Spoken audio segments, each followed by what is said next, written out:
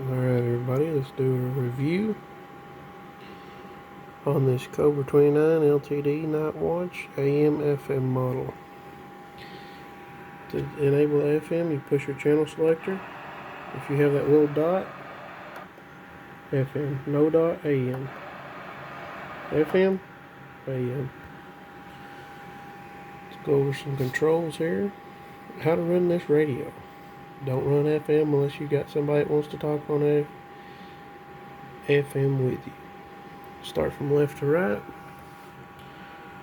SRF, that's your signal. People coming in when you talk.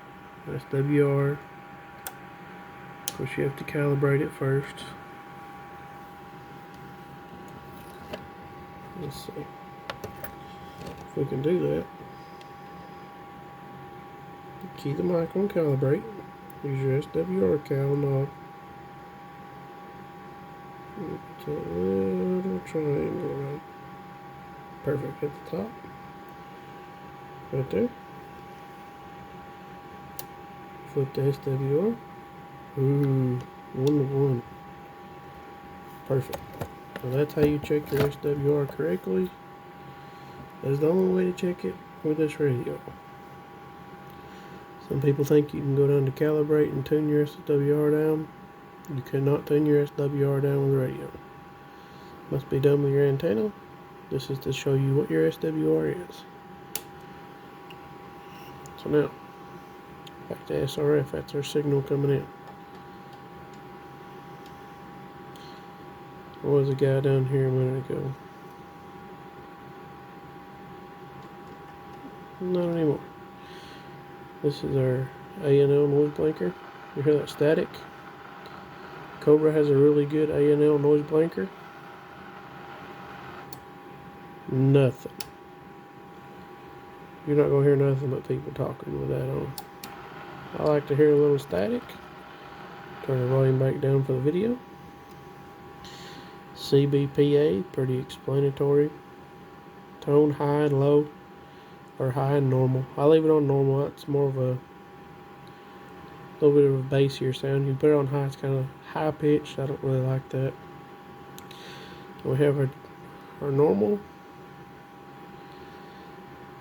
channel 9, 19, so you can lock it on channel 19 if you need to, if you're in a truck. Now, how do we run our knobs? Top ones, run it like this or with that. I like a little static. Of course, you volume it just as you know what that does. Squelch. I run my squelch all the way to the left. Now, as the day goes on, it's going to get a little more crowded on the waves. So I roll my squelch up till I'll show you till my static quits and just a little more. It's usually how I run mine during the day. Dynamic, if you have a modified radio, you probably don't want to run it all the way up. This one's had kind of a mild tune, so we can run it all the way up or back it down just a little. If you're running a stock radio, do not turn your mic gain down. People's not going to hear you. Run your dynamic all the way up. If you're in a stock radio, if it's a modified one, back it down a little. People say it's kind of harsh sounding, back it down a little more. Only for a modified radio. Stock, we're going to run it all the way up. This is just a mild tune, so I can run it all the way up. RF gain. This is your receiving frequency gain. If someone was talking right now, let's just say, like where I work, people get a mile away, and if you start turning your RF gain down, you're going to lose that person a mile away. If you go much below 3 o'clock here, you're not going to hear people a mile away from you unless it's a super loud radio or something. I mean, there's people that's running stock radios, you know, just they're not worried about having a good performing radio. They just throw one in a truck or whatever, or a piece of equipment, and just to have something. You're not going to hear it. Run your RF gain wide open. You want to be able to hear them. Use your squelch to control your static. That's the proper way to run it. That way you can hear the people that need to get to you close. Yeah, you're going to hear long distance stuff. Sorry. The way skip is, that's how it works. So if you don't want to listen to it, turn your radio off, I guess. But then this one has a dimmer. It gets pretty bright. Get it real low. If you got one of these night watches, you run it about halfway. If you run it all the way up, you're going to burn the night watch out, and then it's not fixable. So there's no point in running it all the way up. This is plenty bright enough.